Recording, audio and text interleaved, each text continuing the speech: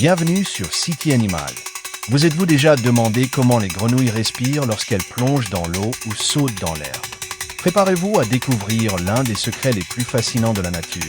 Un mécanisme si ingénieux qu'il vous laissera bouche bée. Les grenouilles ne respirent pas seulement comme nous, elles possèdent aussi un super pouvoir caché dans leur peau qui défie tout ce que vous pensiez savoir sur la survie animale. Imaginez pouvoir absorber l'oxygène directement à travers votre peau en nageant, ou gonfler votre gorge comme un ballon pour avaler de l'air sans avoir besoin de côte ni de diaphragme.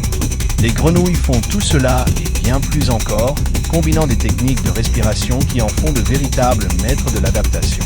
Mais ce n'est pas tout. Saviez-vous que si elles ne maintiennent pas leur peau humide, elles pourraient littéralement suffoquer sur la terre ferme? Dans cette vidéo, nous allons décortiquer chaque détail de leur incroyable système respiratoire, depuis leurs poumons primitifs jusqu'à leur peau respirante, et vous révéler pourquoi ces animaux sont capables de choses qu'aucun autre être vivant ne peut imiter. Si vous pensiez tout savoir sur les grenouilles, attendez de voir cela. Si cette vidéo vous a impressionné, n'oubliez pas de laisser un like et de la partager avec quelqu'un qui adore les mystères de la nature.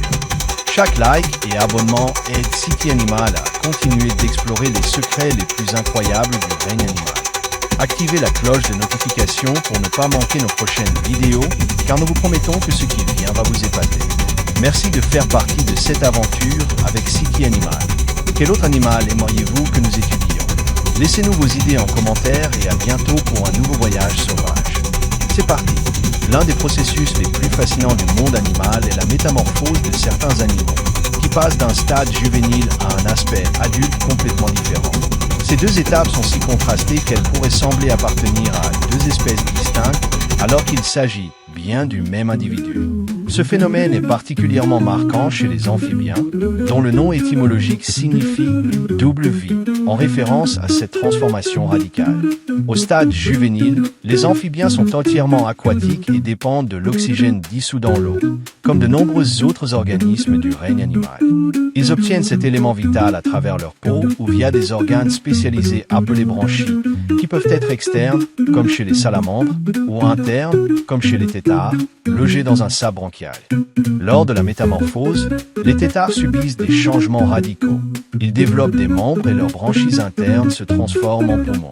Cette évolution leur permet de commencer à absorber l'oxygène de l'air, les poussant à nager vers la surface pour prendre des gorgées d'air.